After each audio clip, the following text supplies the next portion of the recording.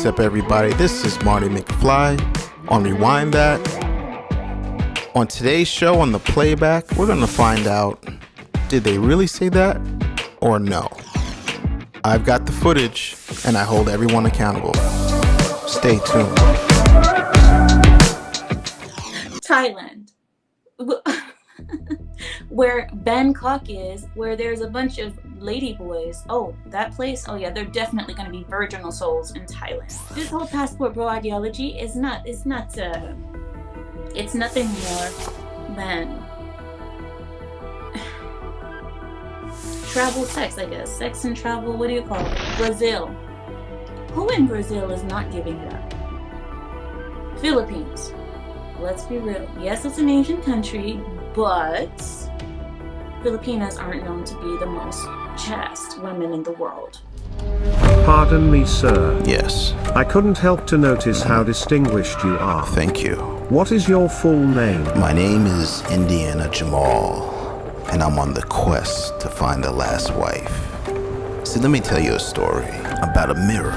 The general has sent me on a quest from New York City to Lebanon. Going to Colombia is not an option for her, so I have to take a plane, multiple charters, to the Middle East to find the perfect woman. And when I get there, I will scour the desert, leave no stone unturned, no cave unexplored. I can look everywhere else except for Brazil or Colombia, according to AMEERA, to find the perfect woman in the Middle East. I will find her. Hey, Marty here. Just got back from Colombia. Check out that video, and oh, don't forget to hit the Cash App. It seems as though Amira's got a lot to say about guys like me that travel. Roll the tape, Jamal. Round one, fight!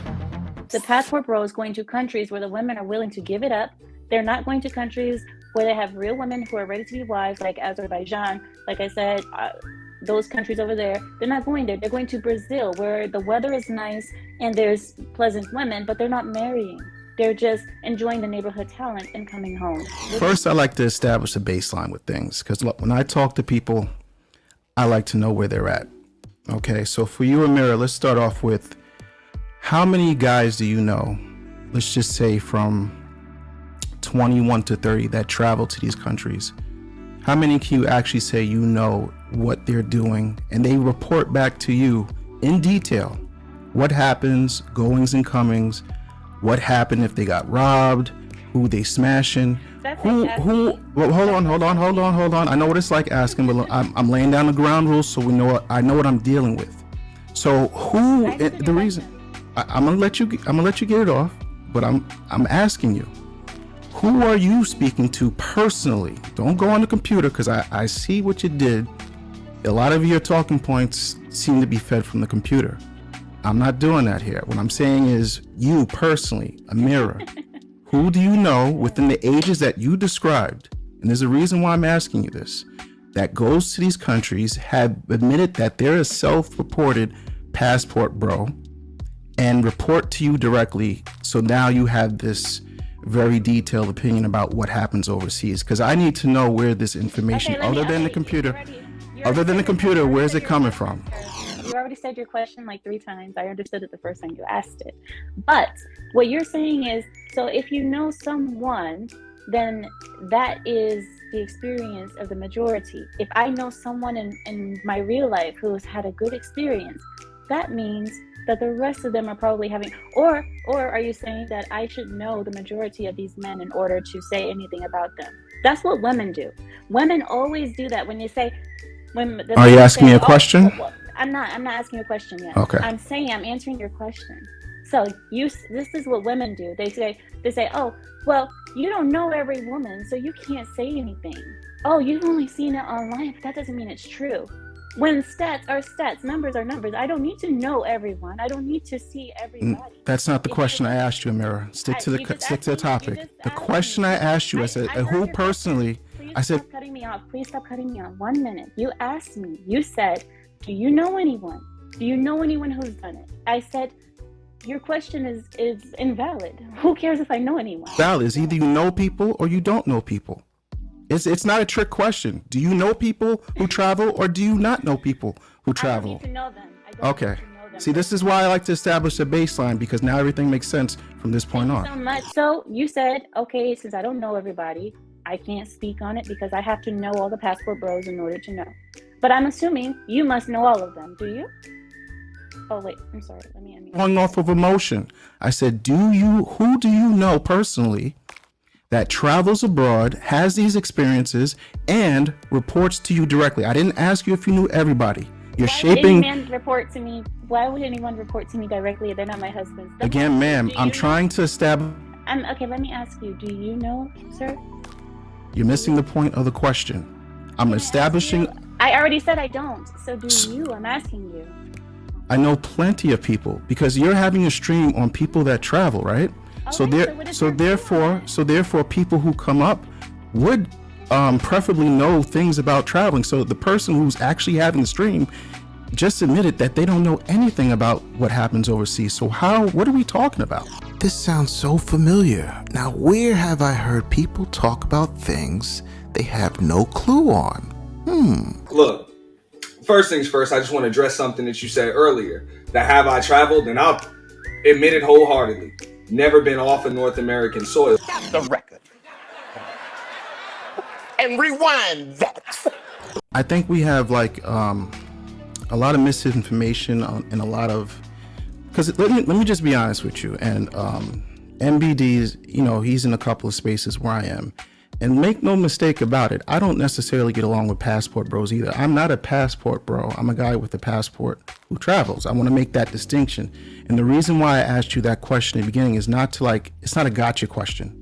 Because what happens in this particular space on this particular topic is that a lot of people are talking about stuff that they have no one-on-one experience with. Now, you might say, oh, I don't have to know a million people to know what goes on overseas. And some of that has validity, but that's almost like me saying, I don't have to work on Wall Street to know exactly what happens in the back rooms there. No, you do.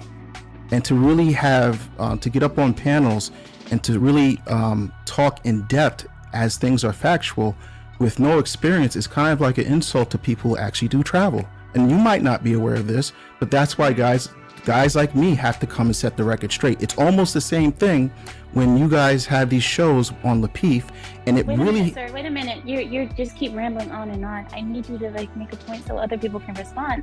Well, I want to respond to your points too. You said I come up here and I have no facts or anything. I just gave you article after article listing the laws that people are making, that other countries are making. Do you have any solid proof other than I know people? So I'm right, and I said no. I never said I know people. What I'm trying to listen to what I'm saying. You just said that, sir. No, you're not listening to what I'm saying. You're listening to the emotion of what it makes you feel like. What I'm saying is like this. Hold on a second. I'm not trying to be funny. I'm trying to be serious. What I'm trying to say, there's a difference between pookies and legitimate black men. And what happens a lot of times, let's take it off of passport because that's a hot topic. What people like to do who don't really know black people that well, they tend to loop all guys in this pookie group. So when something goes wrong in this so-called community, it's everybody's fault. And what I'm here to say, there's a distinction between the guys that you reference, which is a small, minute part of people that travel. And to be quite honest with you, less black men have passports than black women, and white guys have way more passports, and they've been doing this for centuries. So the fact that Austin Holloman, who's 23 years old, somehow stands as the icon for passport bros is no different from Cardi B being selected by Joe Biden to talk for black people. It's stupid. Do you have any stats on the passport bros, marriages, or anything that you can tell me that I can? So I'm supposed to bring stats when you didn't even bring anything. What percentage of men do you think are actually going overseas with the specific goal to get married? Because let me be honest with you, there's levels, right? With everything in life, right? As with passport bros, because I see some people in chat saying I'm talking about traveling. Listen, people who get on the plane go overseas to meet women. Let me be honest with you. I don't know what you're reading. I don't know who you talk to, but let me give you the facts of what it is. You're going to have a lot of young guys go overseas for the specific reason of meeting and dating women with no intentions to actually get married. You're going to have a lot of that. You know why? Because nobody literally said, I'm going over there to meet a wife. If they meet one in the pursuit of happiness, that's great. I'm be honest with you. We have to remember when we were 18, 19 to 25 years old, nobody in this day and age today is necessarily going out there from the Western world. Where you're from, it might be different, so I'll leave that as it is. But from the Western world, let's be honest with ourselves. Nobody is going to a country of exotic, beautiful women who they don't naturally come in contact in their own country, who are easygoing, specifically to meet a wife. So it's like, let's not waste time on formalities and be so surprised that a lot of younger men are going overseas to meet very attractive women, and somehow this is a bad thing. We are spreading promiscuity to other nations. We cannot complain when all women are 304s global. And that was the point that I was getting at, mostly with GP, was saying that, isn't it basically doing the same thing? You're just, you sleep with all the women in America, and then you go to another country and sleep with all the women there. So you're not changing anything, you're doing the same thing. No, it's a guy. Yeah, it's a guy, sorry. Yeah. Okay. Well, here's the problem. MBD, I don't mean to cut you off, but I have to make what she just said. This is what I'm talking about, right? On one hand, these guys are lame, fat losers that can never get a girl, right? On one hand, this is what you hear most of the women say, that what you say. And directly on the other hand, these are also the guys that get all the women that are exporting, sleeping with all the women in another country. This is why it's very important to make distinctions on who we are talking about. If you're talking about passport pookies, hey, anything goes. I'll give it up to you. You're absolutely right, because we have that. But what I'm talking about is the guys who travel who actually don't do that. So we have to make a distinction real time when we're talking about these things, because the way it comes off is you're grouping everybody who travels into this group of sex crazed idiots. Just to be honest with you, that's the way it comes off. If you're not trying to be like that, then cool, we can correct it right now, but it comes off like that. Yeah. Well, I don't want you to get emotional. Don't get emotional about it. It's just, what I'm saying is that what I've seen is the sex stuff is not definitely not emotional, ma'am. I'm just sticking to my points. Let's emotional. So let's be fair. let's ask the real question. Why can't we be honest about that? Just say, I'm going there to bang the women, and basically do the same thing that I do in America. I bang the women here until I can't find anymore, and now I go to another country and bang the women. Because instead of seeming so noble and saying like, oh, there's traditional women over there. Well, yeah, you're going there and banging them and coming back. See, the thing is, in America, we have a problem where we can't eat and chew gum at the same time. Walk and chew gum at the same time. I'm sorry. And to be honest with you, people monitor where black men put their penises. To be quite honest with you, because I'm going to give you an example so we understand what we're talking about right now.